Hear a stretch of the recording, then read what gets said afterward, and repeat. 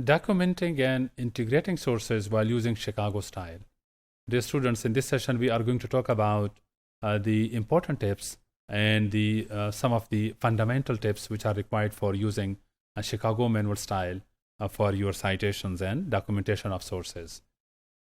Chicago documentation style is basically one of the styles different than APA and MLA for a number of reasons, right? So the first difference is that within Chicago style, we are actually numbering, which is basically a superscript number to any source. It is given, and it is given in the text of the paper, right? So if you are writing down a text, within text, the superscript number is given, and then the superscript number is followed by the corresponding number, which is given again at the footnote or at the end note of the paper. Okay, so that's one basic difference. And apart from those footnotes and end notes, a complete bibliography is also given at the end of the document, right?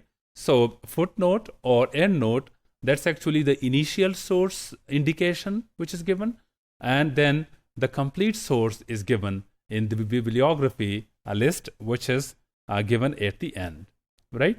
The bibliography is at the end of the paper, and it gives publication information for all the works cited in the notes.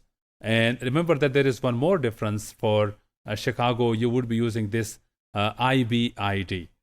This IBID is used for a source if the same source is consecutively given in the same paragraph or on the same page. But remember that the condition is that if it is given consecutively, right? And IBID stands for like in English in the same place, right? So this IBID is used for the same consecutive source which has just been mentioned. So you are not mentioning it from the beginning. You are just hinting out that this is the same source, right?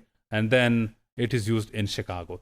So let me just take you to the documentation style, some basic level tips, because the tips are quite long. So you can just learn them and explore them in your free time. But right now, I'm just giving you some tips so that you can have the fundamental ideas, the basic ideas of Chicago as a formatting style. So let's go to those basic tips which are important for Chicago. Guys, this is the style for Chicago while documenting sources. So you see that in the text, the reference is given with the superscript number 12, and then at the footnote or end note, that number is corresponded with the original source, which is referred here in this text. Okay, so 12 is the superscript number there, and the corresponding 12th number is about that source, you see.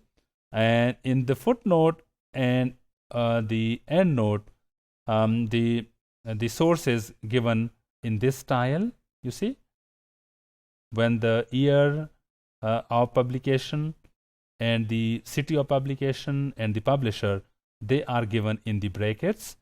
But the same source is referred to in the end bibliography list with an entry, and it is written in this way, you see.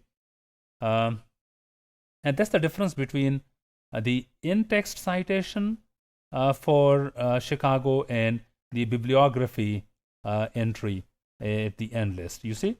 Because in the corresponding 12th number, the same reference is actually written when the first name is coming first. So Brian Steele Wells, right? And then the name of the title is basically in italic, and then the city, publisher, and year, they are given. But in the bibliographic entry, the second name is given first. So you just note down this difference, that the last name is given first, and the first name is given later, right? It is the last name is followed by the first name, and then the title is again in italics, and then the city name, publisher, and year, they are not in brackets. So these are the differences which you should note down.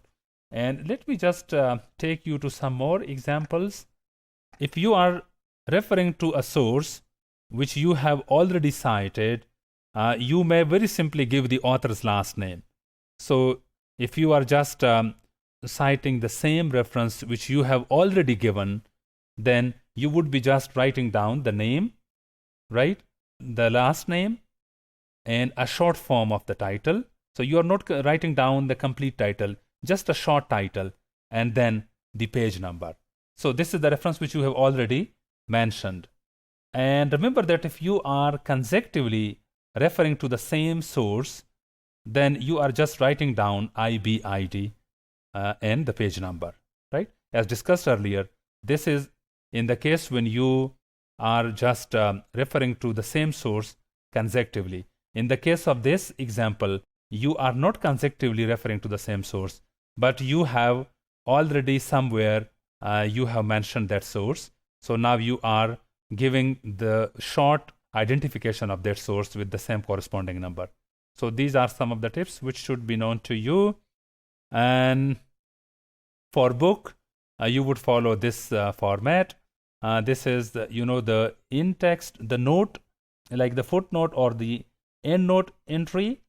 But for the bibliographic entry, it is given differently. So you should note down the difference and the use of brackets, and also, the use of the difference between the first and the second name of the author, right? And this is for an online book. Similarly, this is the format for an ebook. And if there are two or more authors, then you can just give the author's names in both the note and the bibliographic entry, right? But if there is a work which has four or more than four authors, then you can just write down the et al.